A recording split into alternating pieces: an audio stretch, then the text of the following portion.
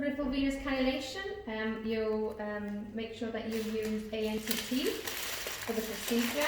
You actually clean your hands, wash your hands, decontaminate your hands with gel, wash your tray down with these Cannualation, so you need to make sure that the tray is nice and clean.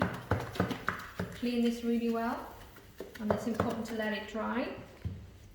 Then you've got your cannulation pack, there's a saline on the outside, so once that's completely dry, you can open your pack into the surface. So it's okay, you can touch the inside as long as you adhere to the ANTT principles of not touching the key part.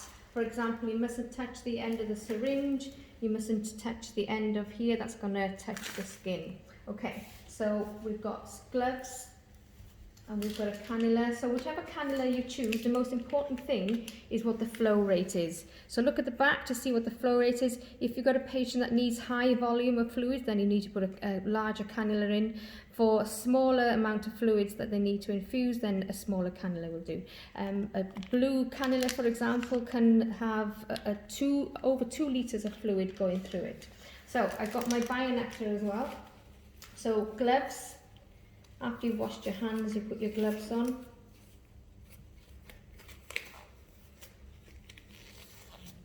Make sure that you use the dressing towel. Make sure it's the right way up, so that the lighter part is towards the skin, and then the darker blue part is underneath.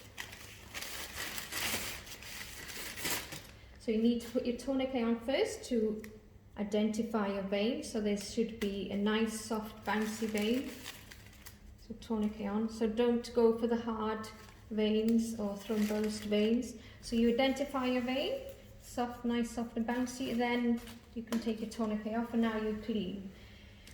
Leave the paper on this solution, then you put your finger and thumb in the middle and then crush the vial.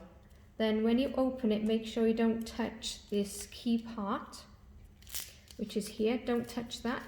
Then you can take the whole thing out and then you clean for 30 seconds, making sure that you go up and down the vein.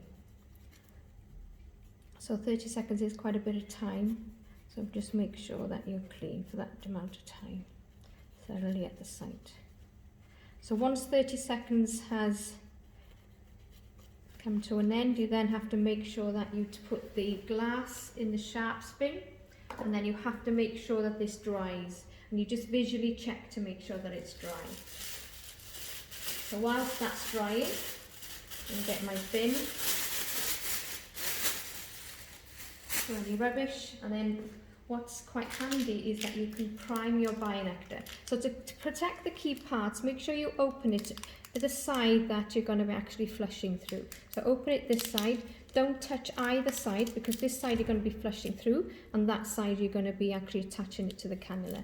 So you can remove this carefully without touching the syringe, get rid of your air, that's really important to get rid of any air, and without touching it, prime your bionectar through and then leave it in the packaging. It just protects the key parts.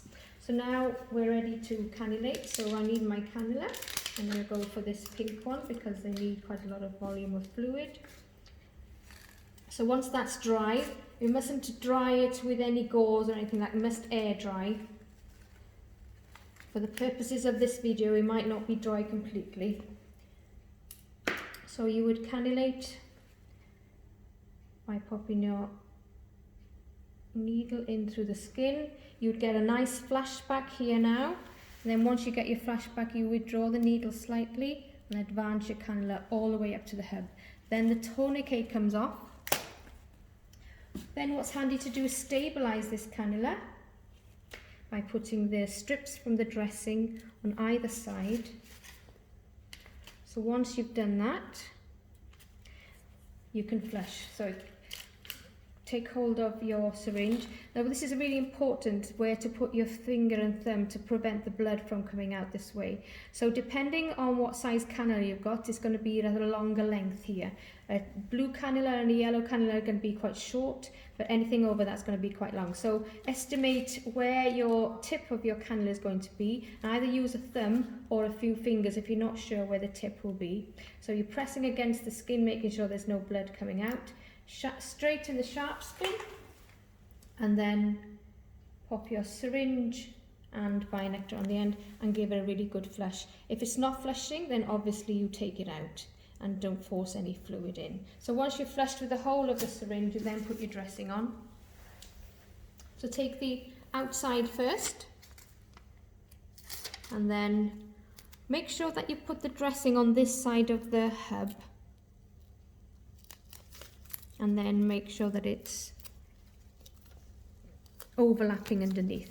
And when you do the dressing this way, there's far less risk of it coming out. And you see this here, it tells you when you've actually put the cannula in. So you put the date there, whatever the date is, and then you can put it on the side. So make sure you press down. So if you do this dressing this way, this is not going to go anywhere, and your date goes on the side. If you do have a ported cannula, you can, if you want, put this end from the bottom here onto the cannula once you've taken the needle out. Oh, I've got blood. So that is possible, but not from these lines, but these from this ported, they're fine to take that off and put it at the end. But where possible, use the binector. Thank you.